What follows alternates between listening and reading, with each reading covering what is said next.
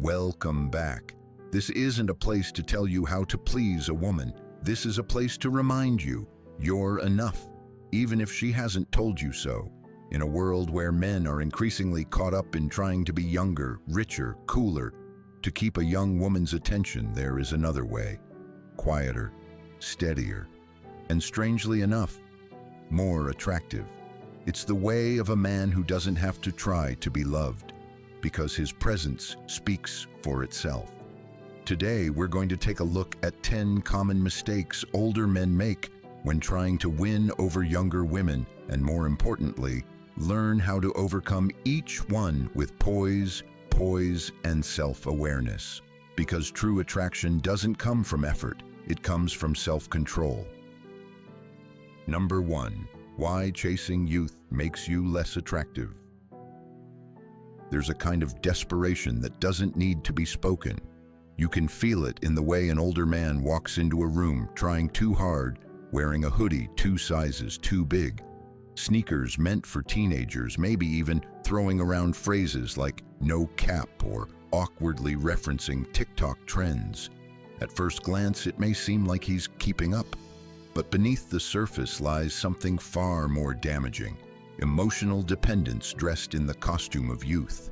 This isn't about age, it's about energy. And when that energy is rooted in the fear of not being enough for someone younger, it loses the grounded masculinity that naturally attracts.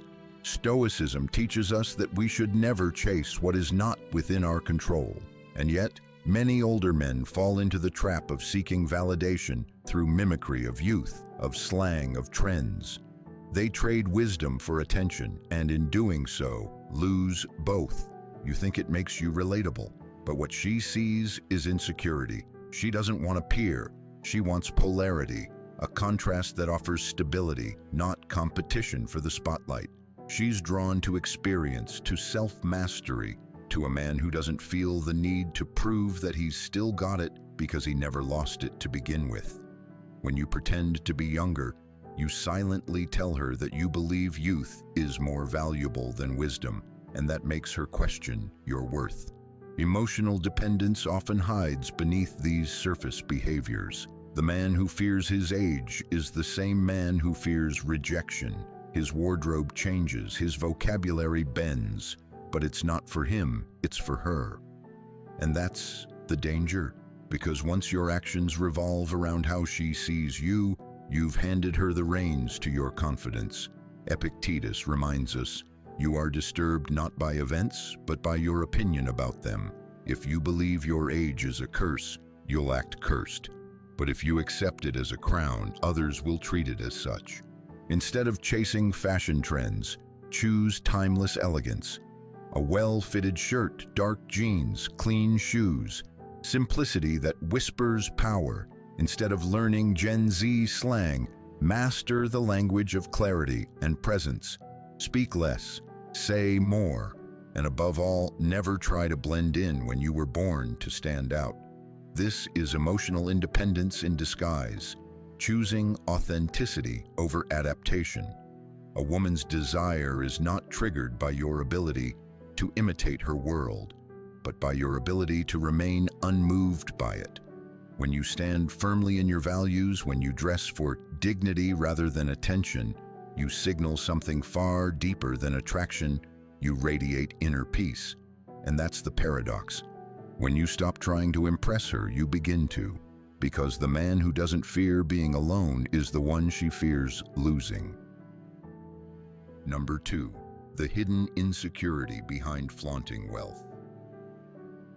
It starts with a flash, the gleam of a designer watch under your cuff, the mention of a Porsche within the first 5 minutes, the casual drop of how much you paid for dinner at a 5-star restaurant.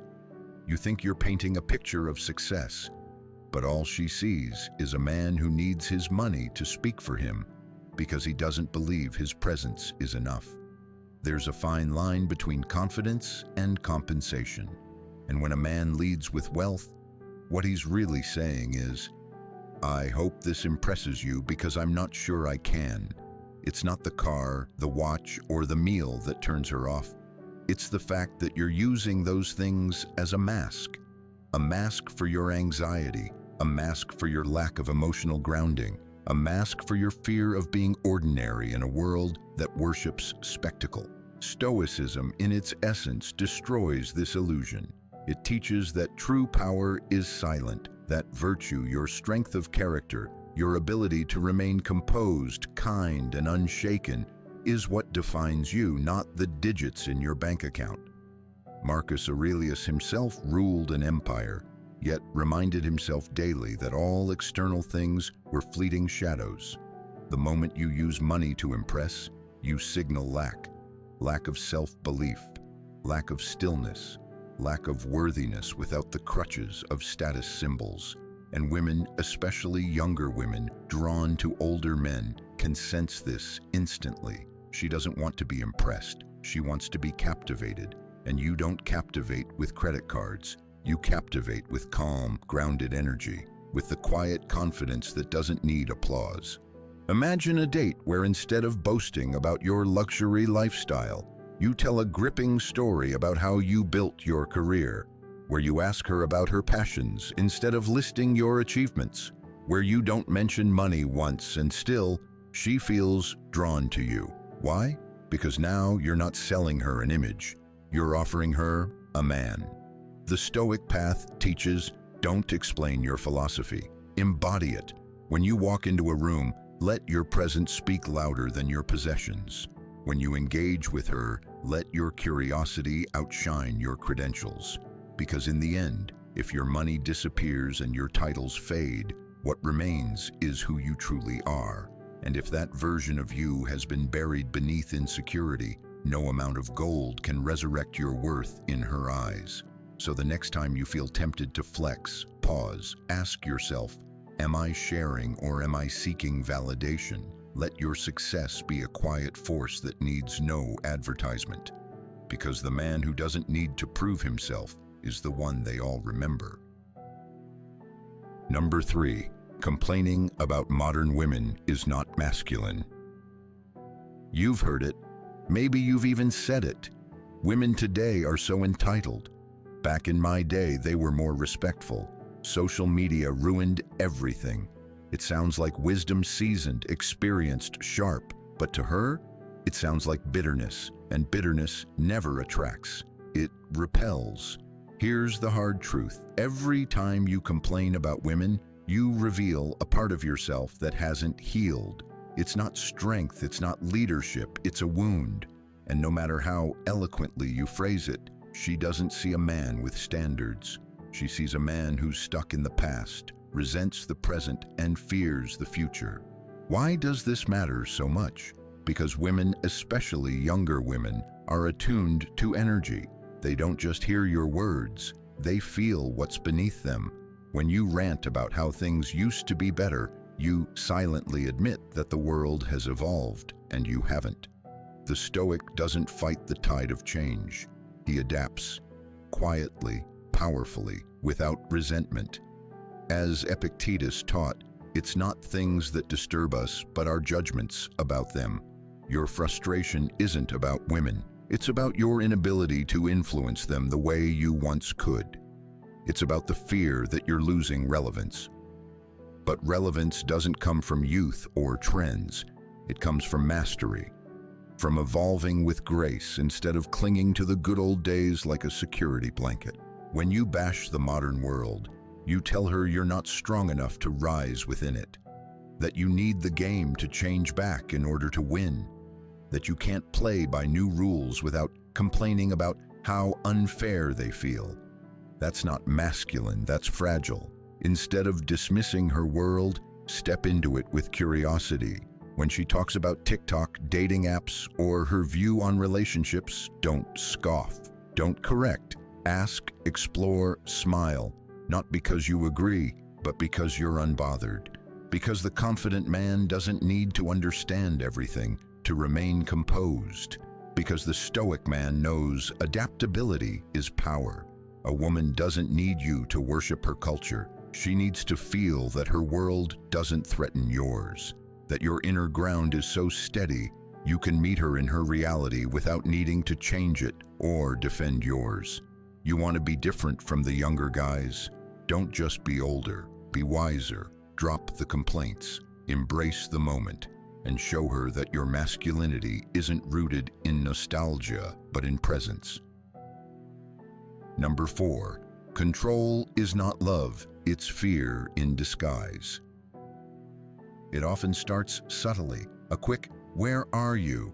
a lingering glance when she mentions a male friend, a small request, "Just text me when you get there." But over time, care twists into control. And control? That's not power, that's panic. Older men sometimes fall into this trap without realizing it. You've lived, you've lost. You know how people drift, how mistakes are made.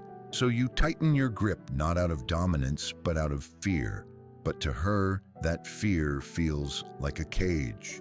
Here's the truth. A younger woman isn't drawn to you because you can micromanage her. She's drawn to the freedom she feels in your presence, to the calm steadiness of a man who doesn't panic when she takes a step back. She doesn't want to be owned. She wants to be chosen again and again. And the man who doesn't trust her freedom will never be trusted with her heart. Stoicism teaches us we suffer more in imagination than in reality. And when jealousy clouds your vision, you don't see what's real, you see what you fear. You assume she's slipping away. You imagine betrayal. You act on illusions, and in doing so, you push her away faster than any rival ever could. Control is a symptom of emotional dependence. And dependence, no matter how well disguised, is deeply unattractive.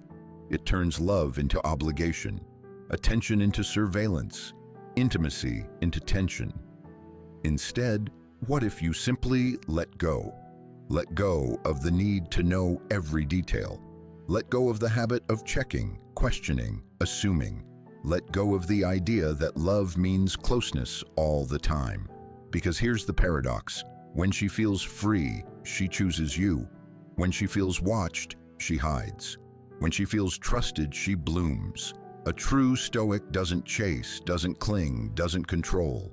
He stands rooted in his own worth. He knows that if she wants to leave, no question will stop her. And if she wants to stay, no leash is needed. So next time she goes out with friends, don't send 5 texts. Send one. Have fun. Tell me about it later. Then go live your life. Work on your mission. Meet a friend. Read. Grow. Because when she returns, she'll find a man who isn't waiting, he's thriving. And nothing is more attractive than that. Number 5, stop talking down to her. You're not her mentor. You might think you're being helpful, correcting her when she's wrong, explaining how things really work, reminding her gently that she's still young and has so much to learn. But here's what she hears. You're not smart enough. You're beneath me. You'll understand one day, but not today. And just like that, you've lost her. Older men often slip into this tone without malice. It comes from experience, decades of trial, error, and hard-won knowledge. But experience becomes arrogance when it's forced, not offered, when it lectures instead of listens. And for a young woman who craves connection, curiosity, and respect, this tone doesn't feel like leadership, it feels like judgment. She didn't come to you to be parented. She came to feel seen. When you speak over her instead of with her, you flatten her curiosity. When you dismiss her ideas with a smirk, you bury the part of her that wanted to share something real. And slowly she withdraws, not because she isn't interested in you, but because you've made it clear you're not interested in her mind. Remember, she's not looking for a man who knows everything. She's looking for a man who values her thoughts, even when they're different, especially when they're different. Stoicism isn't about being the wisest voice in the room. It's about practicing restraint, humility, and presence. As Marcus Aurelius wrote, "Let your intelligence be like a hidden treasure. Don't flaunt it. Let it reveal itself only when asked, and even then, with softness. Next time she shares an opinion, don't correct it. Ask, 'Why do you think that?' Or, That's an interesting take, tell me more. This is how trust grows. This is how attraction deepens. You're not here to shape her into who you think she should be. You're here to witness who she already is and decide if that's someone you admire. And if she feels inspired by your wisdom, she'll ask for it. But if you force it on her, she'll leave not because you weren't smart, but because you didn't make her feel worthy. A Stoic man doesn't dominate the conversation, he elevates it. So stop trying to be her mentor, be her equal, and you'll be surprised how often she looks to you for guidance, not because you imposed it, but because you earned it. Number 6, neglecting your appearance. Isn't confidence, it's resignation.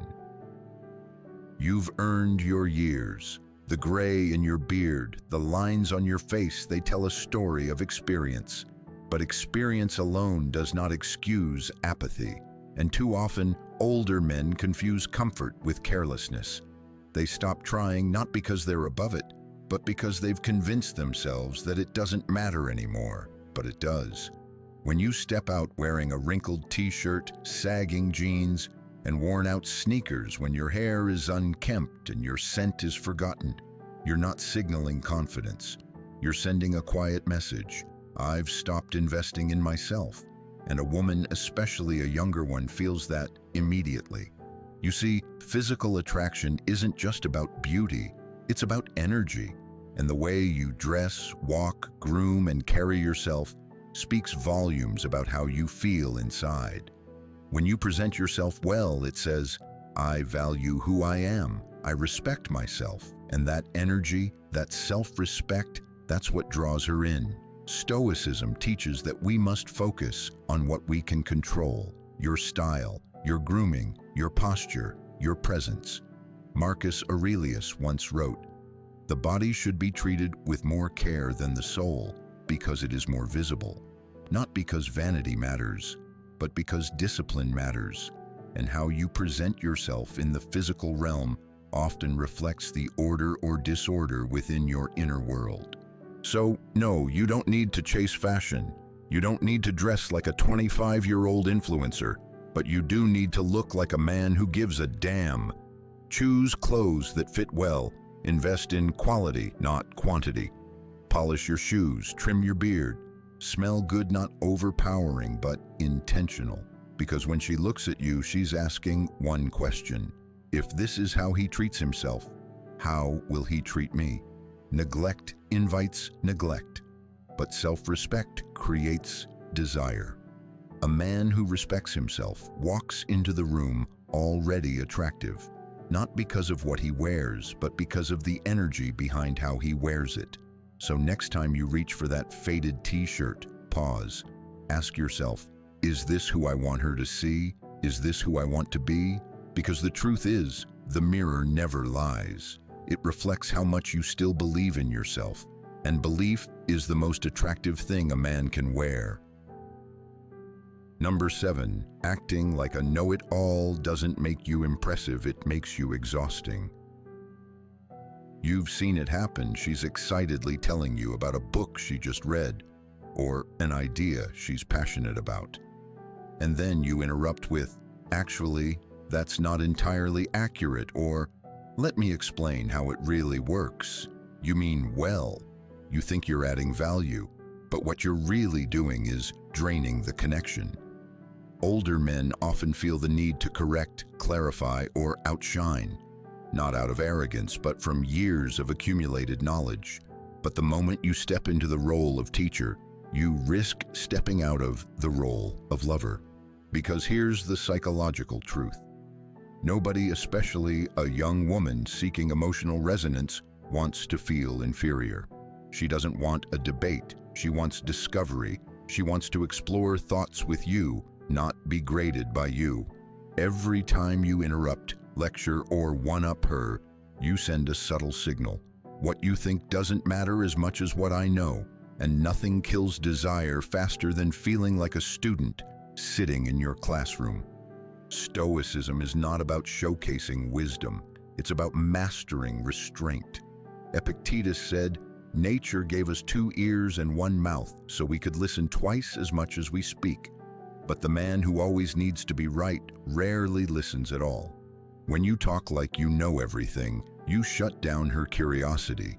You crush the spark of playful exchange. And most of all, you reveal an uncomfortable truth, that your ego is still too fragile to handle a conversation where you're not in control.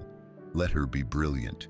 Let her have the floor. Ask questions not to correct her, but to see how she thinks, how she feels, how she sees the world. That's where intimacy lives, in the space between your wisdom and your willingness to hear hers. The most attractive older men aren't the ones who dominate the room. They're the ones who know when to fall silent, to lean in, and to say, "That's a fascinating perspective. I hadn't thought of it like that." Because when you stop trying to win the conversation, you start winning her trust. And that, my friend, is far more powerful than being right. Number 8. Emotional independence is the silent force behind lasting attraction. All roads in love lead back to one truth. A man who needs nothing commands everything. Too many older men in pursuit of connection with younger women forget this. They overinvest, they overexplain, they overextend, not because they're weak, but because they're subtly asking, "Am I still enough?" And when that question becomes your energy, no matter how polished your clothes or rehearsed your lines, she feels it. Not with her logic, but with her instinct. That gut feeling that says, "He needs me to feel valuable. He's depending on me to feel whole." And that's where the attraction fades. Because true feminine energy is not drawn to need, it's drawn to self-containment. She doesn't want to complete you, she wants to join you. The Stoics knew this centuries ago. Epictetus wrote, "Freedom is the only worthy goal in life." And emotional freedom, the ability to remain calm, grounded, and whole, regardless of who stays or who leaves, is the highest form of masculine power. When you say, "I can't live without you," you think you're being romantic, but you're actually placing your emotional state into her hands and asking her to carry it. That's not love. That's pressure, and pressure repels what peace attracts. Instead, embody the stillness of a man who wants her, but doesn't need her. Let your presence say, "I choose you, but I am not lost without you. I value you, but I do not vanish in your absence.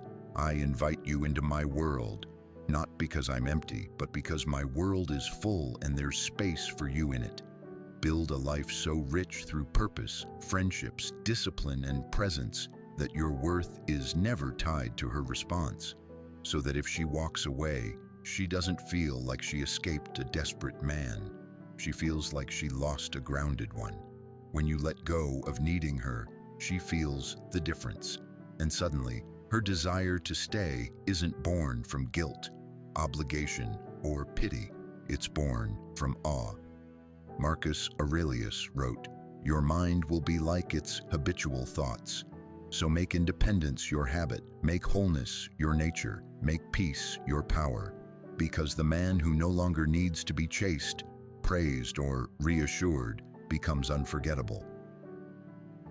Number 9. The masculine energy she craves comes from self-respect, not performance.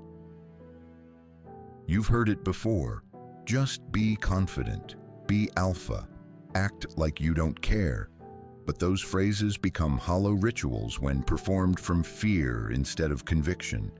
You might try to stay silent, play it cool, or fake indifference. But if the root of your behavior is still dependent on her reaction, she knows. She always knows. Attraction isn't a trick, it's an energy. And the most irresistible kind is born from a man who respects himself, not to impress her, but because he wouldn't dare abandon his own standards. This is the Stoic foundation: self-mastery, emotional regulation, and inner dignity. Women don't fall for the man who plays games. They fall for the man who doesn't need to, because he knows his time is valuable. He knows his silence is a choice, not a tactic. He knows that love without self-respect isn't love, it's dependency in disguise. A younger woman may be intrigued by looks or style at first. But what holds her? What roots her to a man twice her age? Not just charm, not even success, but certainty, the kind of masculine presence that says, "I know who I am, and I'll never trade that for temporary validation." Let's be clear, self-respect isn't arrogance. It's boundaries, it's knowing when to walk away. It's choosing silence when your words won't be valued. It's refusing to explain your worth to someone who's only half listening. Stoicism reminds us, he who is not a slave to what he cannot control is free. And one of the hardest things to release is the desire to be understood, desired, or admired, especially by someone you want. But when you release that, when you show up not to win her, but simply to be you, she feels it. She sees the man who doesn't chase compliments because his posture already speaks volumes. She senses the power of someone who isn't desperate for approval because his presence already commands attention. She begins to crave the man who doesn't just perform masculinity, but embodies it. So drop the act. Let your actions align with your standards. Let your silence speak louder than your self-promotion. Let your walk, your tone, your calm eye contact remind her, you are not a man performing strength.